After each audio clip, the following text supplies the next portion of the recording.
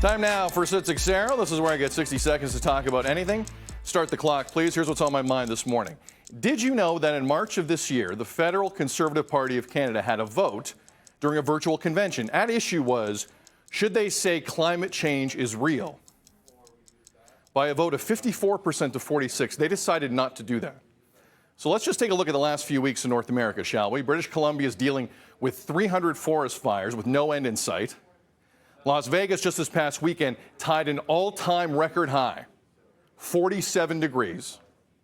And Death Valley National Park, located right along the border of California and Nevada, hit 54 degrees Saturday, which was very close to setting a record for the hottest temperature ever recorded by humans. I have a complicated relationship with the federal Conservatives. Some of their policies I agree with, some I don't. But let me help them with one simple thing.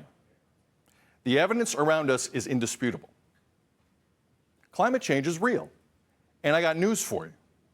It matters to voters in this country.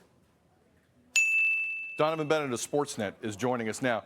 Donnovan, a recent poll I saw suggested all voters under 30 years of age in this country, their number one issue, is climate change.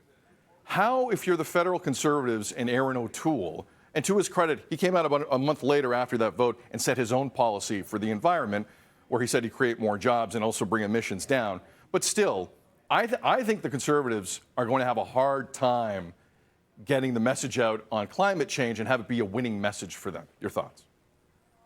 Well, they certainly will. But I want to push back a little bit and maybe shift the blame on where we are in this issue, because as you know, politicians create policy based on what they think people will vote for. So it's not just the Conservative Party, it's the Conservative base that needs to change on this issue. Because climate change at this point, as you rightly point out, is often debated, and it really shouldn't be. So we can try to tell the people of Lytton, BC that climate change isn't a real issue after they've lost their loved ones to the fire. Good luck with that.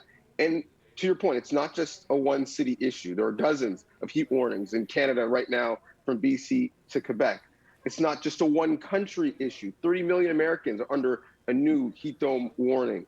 It's not just a Canada issue. Much of Western North America is burning after weeks of record heat waves, and basically our forest is kindling at this point. So if I'm a firefighter and I'm watching what the Conservatives are saying on this issue, and I know that I'm a modern day superhero, I go into fires when people are running out. I have to triage on who I save between people and land and infrastructure.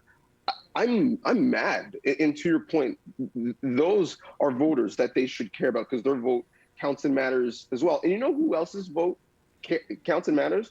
The people in rural Canada, the people in Indigenous communities and First Nations communities, who are the canary in the coal mine and the microcosm of climate change issues, because that's where these things happen first. But we are out to lunch. We don't think it's going to impact all of us, whether it's our food chain supply because of drought, because of farmers, if it's the 300 people who died in 3 days because of heat-related deaths. This is an issue for our entire country. So I'm glad to hear, based on what you're saying, that the young people find it to be a voting issue. But I want to hear from the Conservative base, those voters, to push the policy on the politicians.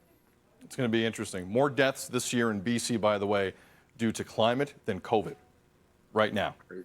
Like, as we sit here, that's the bigger killer. It's amazing. Donnovan, to be continued, unfortunately. Talk to you soon, man. Yes. Appreciate you.